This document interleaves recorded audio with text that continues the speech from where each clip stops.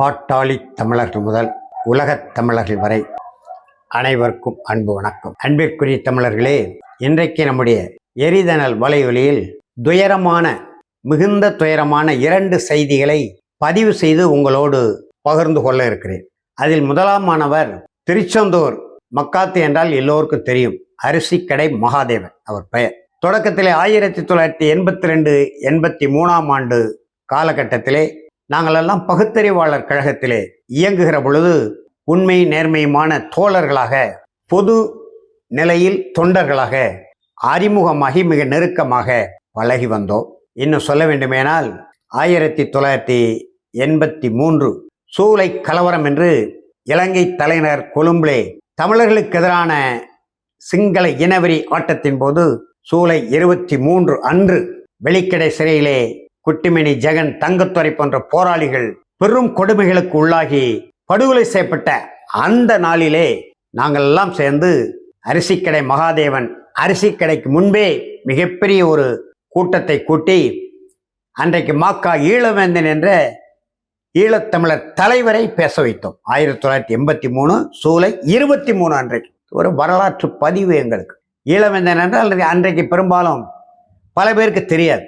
அவர் ஈழத்தமிழர் என்பதனாலே அவரை கைது செய்து சிறையில் அடைக்க வேண்டும் என்று இங்குள்ள உளவுத்துறை ஒற்றுத்துறை கங்கணம் கட்டி தேடிய போது இதே அண்ணாச்சி மகாதேவன் அவர்களும் அதே திருச்செந்தூரை சேர்ந்த துரை அரிமா என்று சொல்லக்கூடிய தமிழன் அடுமனை உரிமையாளர் 2 பேரும் 2 சக்கர வாகனத்திலே மாக்கா ஈழவேந்தன் அவர்களையும் என்னையும் திருச்செந்தூரில் இருந்து வேறு வழியாக அம்மன்புரம் கொண்டு வந்து விட்டார்கள். ஐயா புலவர் தமிழ்மாறன் வீட்டிலே அவரை வைத்திருந்தோம் தலைமறைவாக. அந்த நாளிலிருந்து நெருக்கமான தொடர்பு. பின்னாலே 1994 நான் தமிழர் தேசிய இயக்கத்தின் மாவட்ட தலைவராக செயலாற்றிய போது நம்முடைய அண்ணன் மகாதேவன் மாவட்ட செயலாளராக பொறுப்பேற்று ஐயா பல நெடுமாறன் தலைமையில் மிக சிறப்பான முறையில் இயங்கினோம். பிறகு அவர் பிற்காலத்திலே நம்முடைய செந்தமிழர் சீமான் அவர்கள் தலைமையிலான நாம் தமிழர் இயக்கத்திலே இணைந்து பணியாற்றினார். இப்பொழுது ஒரு 5-6 ஆண்டு காலமாக மிக உடல் நலிவுற்று வீட்டிலே ஓய்வெடுத்து வந்தார்.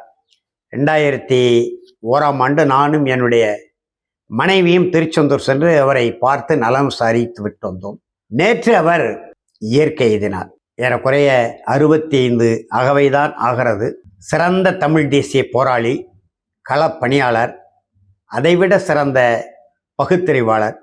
ஆனாலும் உடல் நலிவுற்று துயரமான நிலையிலே எனக்கு தமிழர் தேசிய இயக்கத்திலே மாவட்ட தலைவராக நான் செயலாற்றிய போது மாவட்ட செயலாளராக இருந்து எல்லா வகையிலையும், இத்தனைக்கு நான் அந்த காலகட்டத்திலே மிகுந்த வறுமையின் கோர பிடிக்குள் சிக்கிக்கொண்டு குடும்பம் நடத்துவதே மிகப்பெரிய பாடாக இருந்த அந்த நெருக்கடியான துயர் மிகுந்த துன்பம் மிகுந்த காலகட்டத்திலே எல்லா வகையிலும் எனக்கு தோள் கொடுத்து துணை நின்றவர்.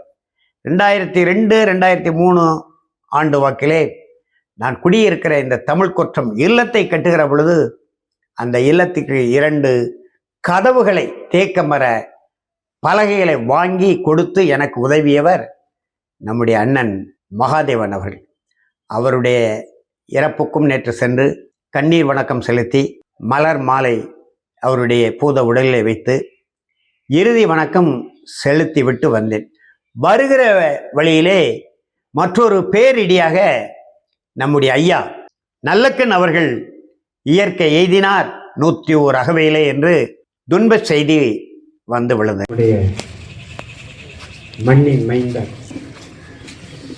101 அகவையை கடந்த மாமனிதர், இந்திய விடுதலை போராட்டத்தின் பெரும் தியாகி, தமிழ்நாடு மட்டுமல்ல இந்தியாவெங்கும் உலகமெங்கும் பொது உடைமை கொள்கை மலர வேண்டும் என்கின்ற அந்த உன்னத நோக்கத்தில் தன் வாழ்நாள் முழுவதையும் அர்ப்பணித்த மாபெரும் தலைவர்.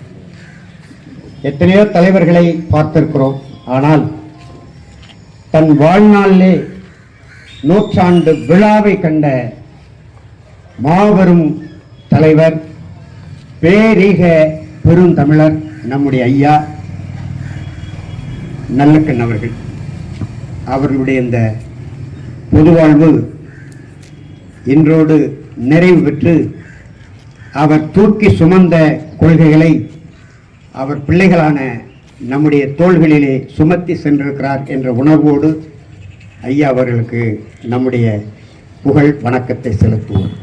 புகழ் வணக்கம், புகழ் வணக்கம், புகழ் வணக்கம், புகழ் வணக்கம், வீர வணக்கம், வீர வணக்கம், வீர வணக்கம், வீர வணக்கம். இந்திய நாட்டின் விடுதலை போருக்கு, இந்திய நாட்டின் விடுதலை போருக்கு, இந்திய நாட்டின் விடுதலை போருக்கு இந்திய நாட்டின் விடுதலை போருக்கு போராடிய பெருந்தமிழர், போராடிய பெருந்தமிழர், போராடிய பெருந்தமிழர் போராடிய பெருந்தமிழர் எங்கள் ஐயா நல்ல கண்ணுக்கு, எங்கள் ஐயா நல்ல கண்ணுக்கு, எங்கள் ஐயா நல்ல கண்ணுக்கு எங்கள் ஐயா நல்ல கண்ணுக்கு புகழ் வணக்கம், வீர வணக்கம், புகழ் வணக்கம், வீர வணக்கம், புகழ் வணக்கம், வீர வணக்கம். புகழ் வணக்கம், வீர வணக்கம். அவர் பிறந்த திருவை குண்டம், அவர் பிறந்த திருவைகுண்டம் மக்கள் நாங்கள் திரண்டு இங்கே மக்கள் நாங்கள் திரண்டு இங்கே செலுத்துகின்ற புகழ் வணக்கம், செலுத்துகின்ற புகழ் வணக்கம், செலுத்துகின்ற வீர வணக்கம், செலுத்துகின்ற வீர வணக்கம், வீர வணக்கம், புகழ் வணக்கம், வீர வணக்கம், புகழ் வணக்கம், வீர வணக்கம், புகழ் வணக்கம். வீர வணக்கம், புகழ் வணக்கம். மண்ணின் மைந்தர் எங்கள் ஐயா,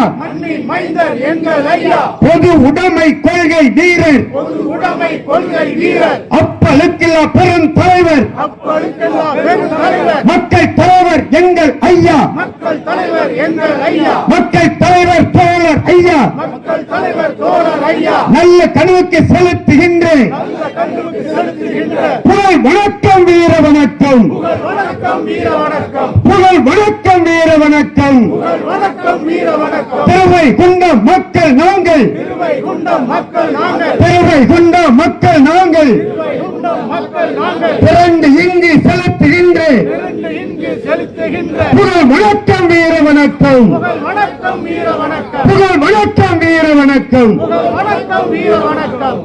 நல்ல கண்ணையா அவர்கள் எங்களுடைய சொந்த திருவைகுண்டம் ஊரிலே பிறந்து எளிய குடும்பத்திலே பிறந்தாலும் ஏற்றமிகு கொள்கையால் ஈர்க்கப்பட்டு நாட்டு விடுதலை போராட்டத்திலே மாணவ பருவத்தில் ஈடுபட்டு அதற்காக சிறையாகி பிறகு பொது உடைமை கட்சியிலே தன்னை இணைத்து கொண்டு வாழ்நாள் இறுதி வரை அந்த சிவப்பு துண்டு அணிந்து பொது உடைமை கொள்கை தமிழ்நாட்டிலே பொது உடைமை பூக்க வேண்டும், இந்தியாவுக்கும் பொது உடைமை கொள்கை மலர வேண்டும், உலகே ஒரு காலத்தில் பொது உடைமை என்ற சொல்லின் கீழ் வர வேண்டும் என்கின்ற பெருத்த கனவோடு எத்தனையோ வாய்ப்புகள் வசதிகள் வந்தபோதும் அவற்றையெல்லாம் துச்சமென மதித்து தூய அரசியலுக்கு நாம் பெருந்தலைவர் காமராஜருடைய ஆட்சி காலத்தில் இருந்த கக்கனை நினைவு கூறுகிறோம். அந்த கக்கனுக்கு அடுத்து நினைத்து பார்க்க வேண்டிய தலைவராக நம்முடைய மதிப்பிற்கும் வணக்கத்திற்கும் உரிய ஐயா இரா நல்ல கண்ணு.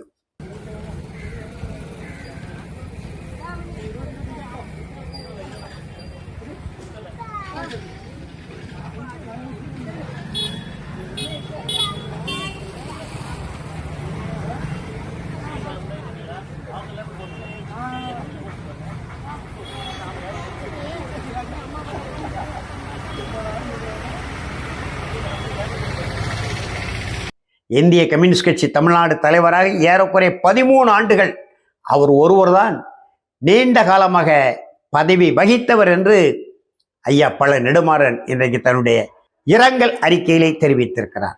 அதே போல பாட்டாளி மக்கள் கட்சியோட நிறுவனர் தலைவர் தமிழின போராளி மருத்துவர் ஐயா அவர்கள் எளிமைக்கு எடுத்துக்காட்டு நம்முடைய ஐயா நல்லக்கண் அவர்கள் என்று அவர் தன்னுடைய இரங்கல் அறிக்கையிலே விரிவாக எடுத்துரைத்திருக்கிறார். அதுபோல மாண்புமிகு தமிழ்நாடு முதலமைச்சர் அவர்கள், மாண்புமிகு தமிழ்நாடு சட்டப்பேரவை எதிர்க்கட்சி தலைவர், அனைத்து இந்திய அண்ணா திராவிட முன்னேற்ற கழக பொதுச் செயலாளர் அண்ணாச்சி எடப்பாடி பழனிசாமி உட்பட பலரும் ஐயா நல்லக்கண் அவர்களுடைய அந்த இறப்புக்கு இரங்கல் தெரிவித்து அறிக்கைகள் வெளியிட்டிருக்கிறார்கள். எல்லோருடைய அறிக்கையிலும் ஒரே ஒரு கருத்து தான் நடுவும் கொள்கிறது. அது என்னவென்று சொன்னால், அவருடைய எளிமையான வாழ்க்கை, தூய்மையான பொதுநல தொண்டு முயற்சிகள். இந்த பொதுநல தொண்டு முயற்சிகள் மக்களுக்கான போராட்ட களங்களில் அவர் ஈடுபடுகிற பொழுது எத்தகைய அடக்குமுறை ஒடுக்குமுறை வந்தாலும் அதை இன்முகத்தோடு ஏற்றுக்கொண்டு கடைசி வரை மக்களுக்காக களத்திலே நின்ற சமரசமில்லாத போராளியாக, எளிய தமிழராக, அதே நேரத்திலே தகைசால் தமிழராக தன்னை உயர்த்தி கொண்டு இதுவரை அவர் சட்டமன்ற உறுப்பினராகவோ நாடாளுமன்ற உறுப்பினராகவோ தேர்தலில் பங்கெடுத்து நின்றதில்லை. ஒரே ஒரு முறை 96ஆம் ஆண்டு கோவை தொகுதியில் நின்றார். திராவிட முன்னேற்ற கழகம் அந்த நேரத்திலே பாரதிய ஜனதா கட்சியோட கூட்டணி சேர்ந்து ஐயா நல்லக்கண் அவர்கள் தோல்வியை தழுவதற்கு திராவிட முன்னேற்ற கழகம் காரணமாக இருந்தது. ஐயா கலைஞர் அவர்கள் காரணமாக இருந்தார். அந்த அளவுக்கு ஐயா நல்லக்கண் அவர்கள் ஒரு அப்பழுக்கில்லாத ஒரு தூய தலைவராக, எளிமையின் மறு உருவமாக, ஏழை எளிய உழைக்கும் மக்கள் மீது, குறிப்பாக உழவர் பெருங்குடி மக்கள் மீது அளப்பரிய பற்றும் பாசமும் கொண்டு அந்த மக்களுக்கான நல திட்டங்களை அரசு செயல்படுத்துவதிலே அதற்கான அனைத்து வகையான முயற்சிகளையும் போராட்ட களங்களையும் அமைத்து விவசாய பெருங்குடி மக்களுக்காக தன்னுடைய வாழ்வை அர்ப்பணித்தவர் பேரீக பெரும் தமிழர். அவருடைய 80வது அகவை திருநாளிலே அவருக்கு 1 கோடி ரூபாய் நன்கொடை கொடுத்த போது கூட அதை வாங்கி அப்படியே கட்சிக்கு ஒப்படைத்த வள்ளலாக இருக்கிறார்.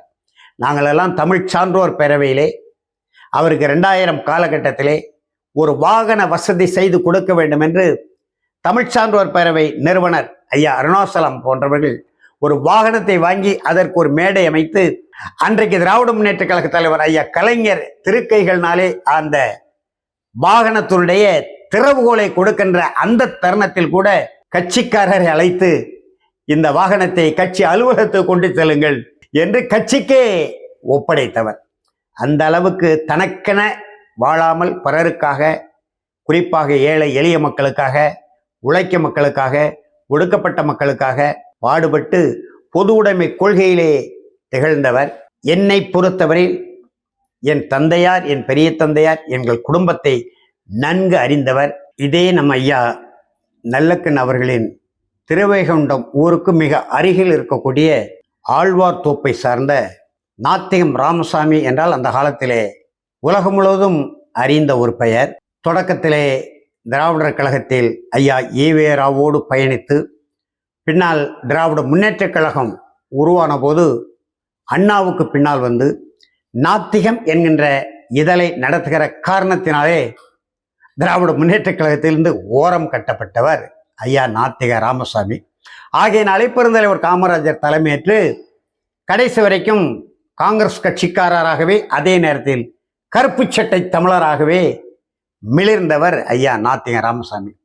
2008 காலகட்டத்தில் நாத்திகம் இதழின் 50வது ஆண்டு விழாவை நடத்த வேண்டும் என்று என்னிடத்திலே எனக்கு நெருக்கமான தொடர்பில் இருந்தவர், பக்கத்தூர் என்பதனாலே அவரும் எங்களுடைய குடும்பத்தை பற்றி நன்கு அறிந்தவர், என்னுடைய தந்தையாரெல்லாம் நன்கு அறிந்தவர். ஏனென்று சொன்னால் என் தந்தையார் அவருடைய சொந்த ஊரான ஆழ்வார்தோப்பில் தான் ஆசிரியர் பணி ஆற்றியவர். அந்த வகையிலே நெருக்கமான தொடர்பு இருந்ததனாலே நான் பாட்டாளி மக்கள் கட்சியில் தமிழின போராளி மருத்துவர் ஐயா அவர்களோடு இருக்கிற அந்த சூழ்நிலையில் அந்த இதழின் 50வது ஆண்டு விழாவை நாம் எடுக்க வேண்டும். வியன் அரசு எல்லா தலைவர்களையும், குறிப்பாக தமிழர் தலைவர்களை ஒருங்கிணைக்க வேண்டும் என்ற ஒரு பட்டியலை சொன்னார்.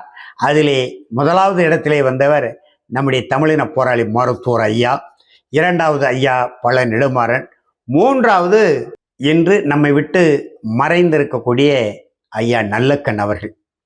ஆக இந்த தலைவர்களெல்லாம் தமிழின போராளி மருத்துவர் ஐயா, ஐயா பழ நெடுமாறன், ஐயா இரா நல்லக்கண்ணு, அன்பு தம்பி தொல் திருமாவளவன், தமிழறிவி மணியன், இப்படி எல்லா தலைவர்களையும் அழைத்து அந்த நிகழ்ச்சியை நடத்துகிற அந்த அருமையான வாய்ப்பை எனக்கு தந்தவர் நாத்திக ராமசாமி ஐயா. அந்த நேரத்தில் நம்முடைய ஐயா நல்லக்கண்ணுவை அணுகி அந்த நிகழ்ச்சிக்கு அழைத்த போது ஏராளமான செய்திகளை நாத்திக ராமசாமி அவர்களை பற்றியும், அவருடைய சொந்த ஊரான ஆழ்வார் தோப்பை பற்றியும், சிறுவைகுண்டம் சுற்று வட்டார மக்களுடைய மனநிலை, நாத்திக ராமசாமி அவர்கள் எப்படி திராவிட கழகத்திலே இணைந்தார், ஆழ்வார் தோப்பிலிருந்து நடந்தே வருவார், திருவைகுண்டம் புதுக்குடி தொடர்வண்டி நிறுத்தத்திற்கு விடுதலை பத்திரிகையை வாங்கிவிட்டு போகும்போது இடையிலே இவர்கள் சந்தித்து பேசிக்கொண்ட அந்த பசுமையான நிகழ்வை எல்லாம் ஐயா நல்லக்கண் அவர்கள் என்னிடத்திலே பகிர்ந்திருக்கிறார்கள். அப்பொழுதுதான் மிக நெருக்கமாக நல்லக்கண் ஐயா அவர்களை நான் சந்தித்து பேசக்கூடிய வாய்ப்பு கிடைத்தது. அதே போல சிறுவைகுண்டம் அணை பாலம் தொடர்பான செய்திகள் வருகின்ற பொழுது அந்த திருவைகுண்டம் அணைப்பாலத்தை இடித்துவிட்டு ஒரு புதிய அணைப்பாலம் கட்ட வேண்டும் என்கின்ற ஒரு புதிய திட்டத்தோடு அரசு முனைந்த பொழுது ஐயா அவர்களுடைய நல்லக்கண் ஐயா அவருடைய உதவியை நாடி அதை தடுத்து நிறுத்துகிற அந்த வாய்ப்பையும் பெற்றவன். அதிலே எல்லா வகையிலையும் ஐயா நல்லக்கண் அவர்கள் குறிப்பாக தாமிரபரணி ஆற்றை பாதுகாக்கிற, பாசன உரிமையை பாதுகாக்கிற, தாமிரபரணி வேளாண்குடி மக்களின் உரிமைகளை பாதுகாக்கிற எல்லா நிலைகளிலும் எனக்கு எவ்வளவோ முன்னோடியாக திகழ்ந்தாலும் பின்னால் போராடக்கூடிய என் போன்ற இளையவர்களுக்கும் ஊக்கமளித்து உற்சாகமூட்டி தோள் கொடுத்து துணை நின்ற பெருமகனார் ஐயா நல்லக்கண் என்றால் மிக இல்லை. அந்த வகையிலே என் மீது தனிப்பட்ட முறையிலே பெரும் பாசம் கொண்டிருந்தவர். கடந்த ஆண்டு அவருடைய இல்லத்திலே 100ஆண்டு விழாவுக்கு பிறகு தன் வாழ்நாளிலே 100ஆண்டு விழா கண்ட வரலாற்று நாயகராகவும் அவர் திகழ்கிறார். கடந்த ஆண்டு நம்முடைய ஐயா பழனிடமாறன் தலைமையிலே அவருக்கு 100ஆண்டு விழா சென்னை கலைவாண அரங்கத்தில் நடைபெற்றது. நானும் அதிலே கலந்து கொண்டேன். 100ஆண்டு விழாவை தன் வாழ்நாளிலே கண்டு அந்த விழாவிலே பங்கெடுத்த ஒரே வரலாற்று நாயகராக நம்முடைய ஐயா நல்லக்கண் அவர்கள் திகழ்கிறார்கள் என்றால் நீங்கள் பார்த்து கொள்ளுங்கள். அந்த வகையிலே எங்கள் குடும்பத்திற்கு மிக நெருக்கமாக இருந்தவர். குறிப்பாக தாமிரபரணி ஆற்றை பாதுகாக்கிற உரிமை போராட்டங்களை நான் முன்னெடுத்த போது எல்லா வகையிலும் அவர் தோள் கொடுத்து துணை நின்றவர்.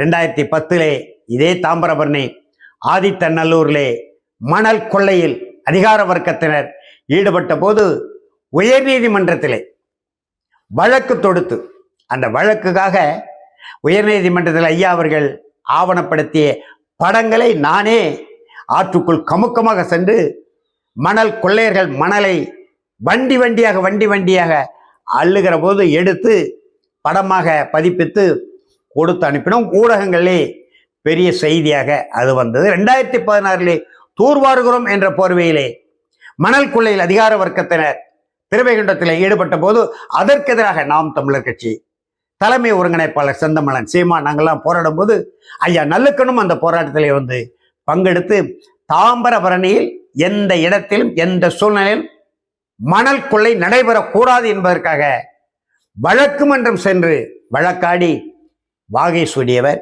பசுமை தீர்ப்பாயத்திலே தன்னுடைய முறையீடை வைத்து அங்கேயும் ஒரு நல்ல தீர்ப்பை பெற்றவர்.